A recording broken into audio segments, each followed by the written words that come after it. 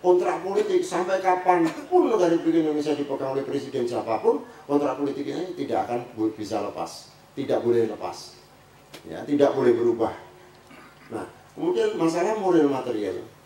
Nah, kemudian tanggal 9 Januari itu ada pendudukan Belanda ini di Batavia. Jadi 60.000 tentara Belanda menduduki Batavia. Kemudian 9 Januari ini karena sudah diduduki oleh Belanda, Bung Karno dan Bung Hatta ditangkap. Bapak waktu itu sebagai Menteri Pertahanan ya, nah itu mengatakan bahwa ibu kota negara pindah di Yogyakarta dengan segala konsekuensinya.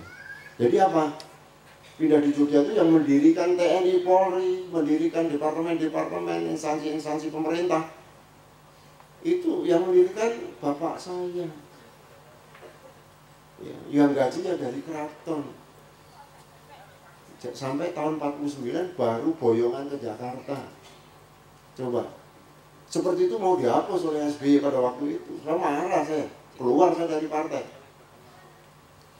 Ya, jadi itulah sejarah berdirinya daerah istimewa Yogyakarta itu. Jadi seperti apa peran serta keraton dan juga bapak pada waktu itu, pengorbanannya seperti apa, ya, mendorong sebuah berdirinya republik. Tidak ada di dunia ini yang namanya kerajaan mendukung berdirinya republik, tidak ada. Jadi almarhum bapak itu orang yang sangat unik, orang yang sangat antik ya. Jadi kebijakan-kebijakan kadang-kadang bingung saya. Kami sendiri juga bingung. Kayaknya nggak secara logika, nggak masuk akal. Tapi hasilnya perfect sekali. Artinya signifikan, artinya manfaatnya luar biasa. Coba antara lain saya mendirikan Universitas Gadjah Mada di pagelaran keraton di depan sini. Dulu UGM itu di depan, ya, dan juga di beberapa dalam-dalam itu untuk fakultas-fakultas. Nah, pagelaran itu untuk keluar masuknya Sultan.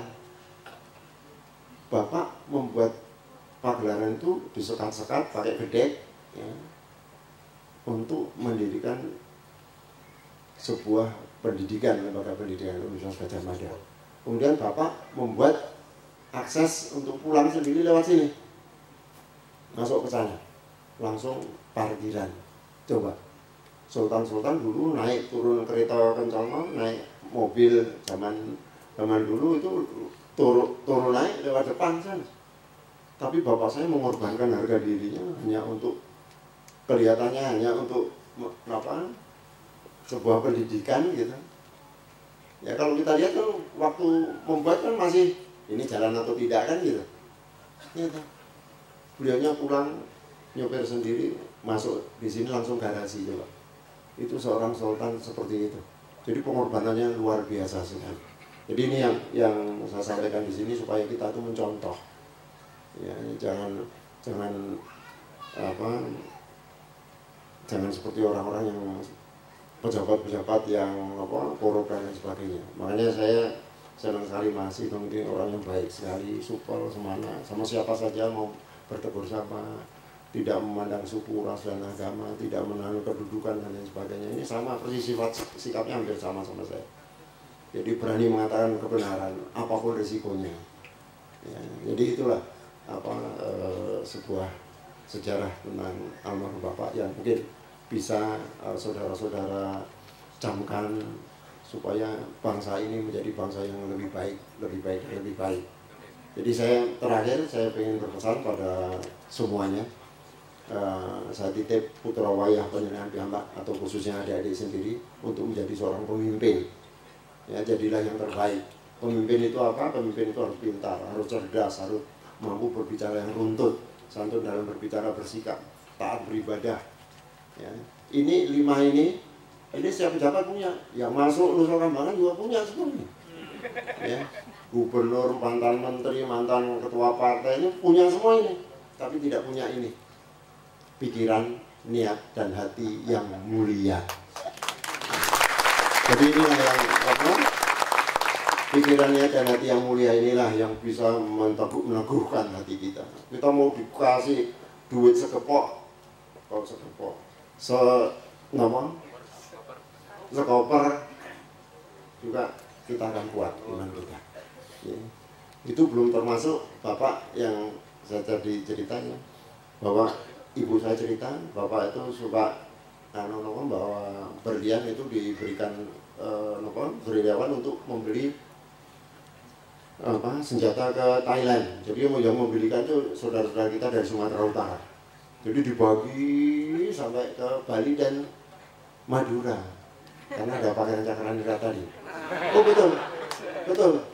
Karena istrinya Pangeran Cakranira itu pembayun. Nah pembayun ini putrinya Pakubuwono ke-10 nih. Ke-10. Nah istrinya putrinya Pakubuwono 10, kemudian istrinya Pakubuwono ke-10 ini putrinya HB8 7 HB Hamengkubuwono 7. Jadi ya agak ruwet dikit. Ya, jadi ini gitu. Kemudian untuk kolateral membuat uang ori, coba bayangin, membuat uang itu harus ada kolateral, jaminan. Nah itu bapak membawa emas batangan itu ke BI sini. Kalau ceritanya ibu saya, entah benar atau salah saya nggak tahu, tapi itu ibu ceritanya serius, masa ibu saya bohong. Jadi itu untuk membuat uang ori, bayangin pengorbanan seperti itu. Karena yang ada, kalau kita yang ada ya harus bisa bantu yang lain. Itulah kebersamaan.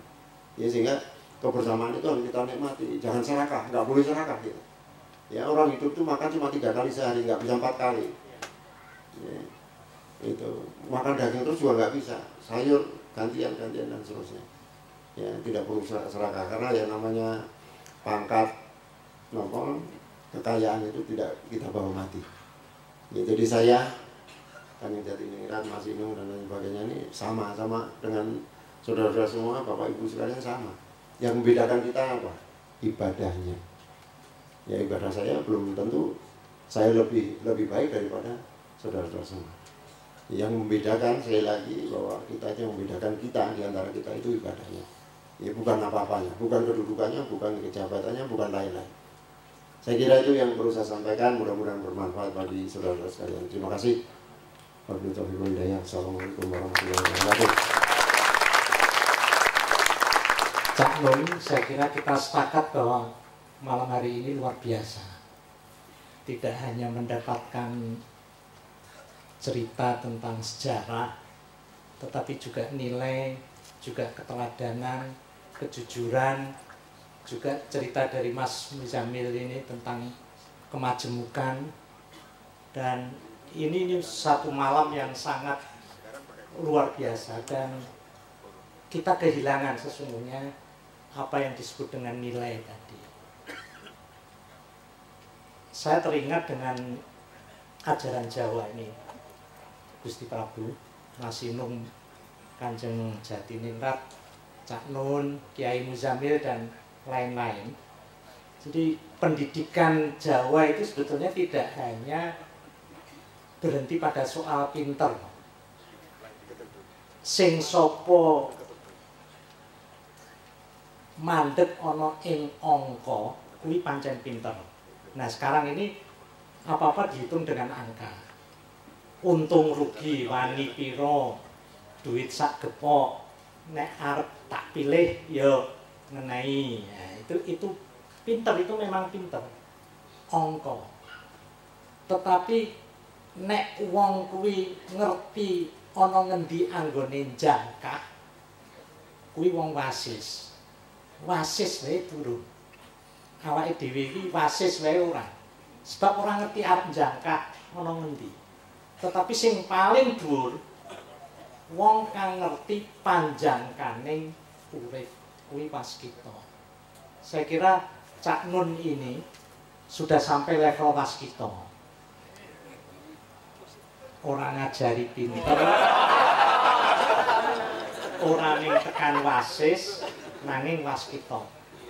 Ngarso dalem ketika memutuskan bergabung dengan NKRI, belum NKRI ya, Republik Indonesia, itu bukan hanya pinter atau wasis, tapi waskita.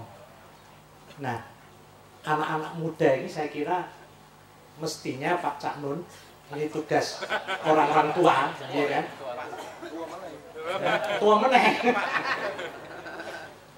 Sebab katanya 2045 itu Indonesia mau jadi negara superpower. Nah, superpowernya itu saya kira bukan berhenti pada angka, bukan tiru negara liya, tetapi mengembangkan potensi itu. Jadi superpowernya tentu harus berangkat dari nilai. Dan saya pribadi optimis Jogja itu mestinya menjadi sumber nilai, menjadi hati nurani Indonesia. Indikasi ujian negara itu saya kira satu tanda gitu, satu tanda bahwa kejujuran masih menjadi sesuatu. Orang yang golek angka tapi golek bener, orang golek biji tapi golek bener. Saya kira begitu Cak Nun, ini luar biasa dan saya senang, saya bahagia, matur nuwun sekali. Saya mendapatkan sesuatu yang amat bernilai, amat bermakna, dan saya bangga di depan kami ini ternyata adalah anak-anak muda yang usianya 20-an dan sebagainya. Sehingga optimisme Indonesia masa depan itu saya yakin ada di tangan. Oke, mudah-mudahan ini akan merupakan kesimpulan, dan jangan lupa kita ini acara untuk memasuki Ramadan. Tapi jangan dipikir ini tidak terkait sama Ramadan. Jadi saya, Mas Arif dan Mas Arif,